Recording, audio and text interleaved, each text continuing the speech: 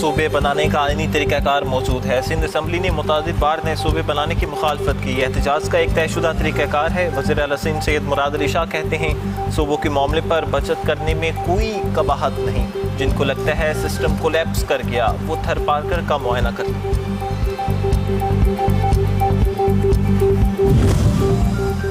Azad Kashmir election میں دھاندلی کی بنیاد رانا ثناءاللہ کے بیان نے رکھی، جبکہ مرحلہ وار الیکشن میں دھاندلی ہی کے لیے تھا۔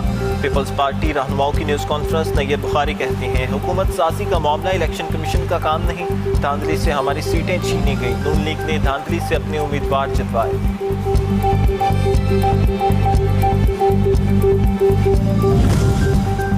آپ نے ہرمز پر پیش رفت سے ایران اور امریکہ کے درمیان مذاکرات کی راہ ہموار ہوگی۔ ترجمان دفتر خارجہ طاہر اندرابی کا کہنا ہے کہ پاکستان، قطر، عمان اور دیگر برادر ممالک خطے میں امن کے لیے مربوط سفارتی کوششیں جاری رکھے ہوئے غزہ میں امن کے لیے حماس کے غیر مسلح ہونے کے ساتھ اسرائیل کا مقبوضہ علاقوں سے انخلا بھی لازم ہے۔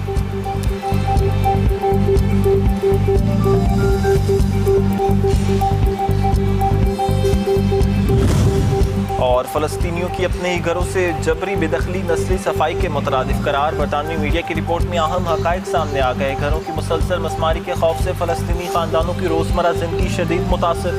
اسرائیل کی جانب سے فلسطینی بستیاں غیر قانونی قرار دے کر مسمار کرنے کا سلسلہ جاری۔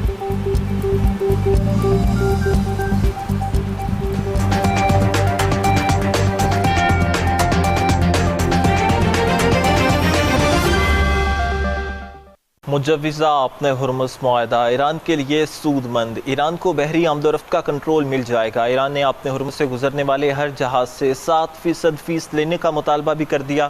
ایک سینئر ایرانی کے مطابق ایران اور عمان کے درمیان زیر غور یک مجوزہ معاہدے کے تحت اپنے ہرمز کے راستے خلیج میں داخل ہونے والے بحری جہازوں کا کنٹرول تہران کو دیا جا سکتا ہے، جو ایران کے لیے اب تک کی سب سے بڑی سفارتی رعایتوں میں سے ایک ہے۔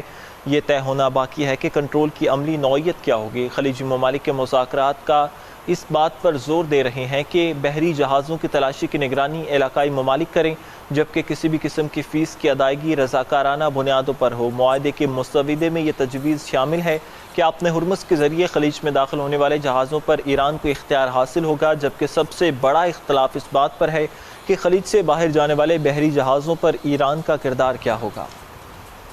دوسری جانب ایران کے صدر مسعود پزشکیان نے کہا ہے کہ امریکہ سمجھتا تھا کہ جنگ اور پابندیوں کے ذریعے شام کی طرح ایران کو بھی حکومت کا تختہ الٹ دیا جائے گا، مگر اسے ناکامی ہوئی۔ ایران غزہ پر جاری مذاکرات میں حماس کے ساتھ کھڑا ہے۔ ان کے ٹی وی انٹرویو میں کہا کہ نئے سپریم لیڈر نے ایران کو متحد اور مضبوط بنایا ہوا ہے۔ ایرانی عوام کے حوصلے اور عزم نے دشمن کے ارادے ناکام بنا دیے۔ دشمن نے سازش کی تھی کہ 48 گھنٹے میں ایرانی حکومت کا تختہ الٹ دیا جائے گا، مگر تمام تر مشکلات کے باوجود ایران آج طاقتور اور باوقار ملک کہلاتا ہے۔ انہیں امریکہ اور اسرائیل کی یہ منطق سمجھ نہیں آتی کہ وہ کیوں ایرانی یونیورسٹیوں اور تحقیقی اداروں کو نشانہ بناتے ہیں۔ امریکہ ہر اس علامت کے خلاف ہے جو ایرانی عوام کو آزاد اور تخلیق کار بناتی ہے۔ دشمن نہیں چاہتا کہ وہ کسی بھی قابل شخص ایران میں قائدانہ کردار ادا کرے۔ مسعود پزشکیان نے انکشاف کیا کہ ایران کے زیادہ تر شہید کمانڈر اور سائنسدان سادہ زندگی گزارتے تھے، ان کا ذاتی گھر تک نہ تھا، جو ان کے بے لوث جذبے کی علامت ہے۔ اقتصادی اور سیکیورٹی چیلنجز کے باوجود قومی اتحاد نے ایران کو ناقابل تسخیر بنایا ہوا ہے۔ ایک سوال پر ایرانی صدر نے کہا کہ سپریم لیڈر آیت اللہ سید علی خامنہ ای سے رابطے بہت مشکل ہیں، مگر ان کی موجودگی ایرانی عوام کے لیے غیر معمولی طاقت کا سبب ہے۔ سپریم لیڈر نے اہم معاملے پر اتفاق رائے سے متعلق ماہرین کی رائے قبول کر لی تھی۔ اگر 3/4 ووٹ حق میں آئے تو معاملہ قبول کر لیا جائے گا۔ بعد ازاں حماس پولیٹیکل بیورو کے سربراہ خلیل الحلیہ سے فون پر بات کرتے ہوئے ایرانی صدر مسعود پزشکیان نے کہا کہ ایران مذاکراتی عمل کے دوران فلسطینی رہنماؤں کی جانب سے کیے جانے والے ہر اقدام اور ہر فیصلے کی عالمی منظرنامے میں اہم ڈیولپمنٹ یہ ہوئی ہے کہ امریکہ نے عراق کی فضائی کمپنی فلائی بغداد پر عائد پابندیاں ختم کرنے کا اعلان کر دیا ہے۔ امریکی محکمہ خزانہ نے فلائی بغداد اور اس کے زیر استعمال طیاروں کو پابندی کی فہرست سے خارج کر دیا ہے۔ فلائی بغداد نے محکمہ خزانہ کے نظر ثانی کے عمل سے گزرنے کے بعد اپنی کاروباری سرگرمیوں اور آپریشنز میں نمایاں تبدیلیاں ثابت کی ہیں۔ امریکی پابندیاں ختم ہونے سے فلائی بغداد کے لیے بین الاقوامی فضائی آپریشنز، تیاریوں کی لیز، انشورنس، اسپیئر پارٹس کی خریداری اور غیر ملکی مالیاتی لین دین میں آسانی پیدا ہوگی۔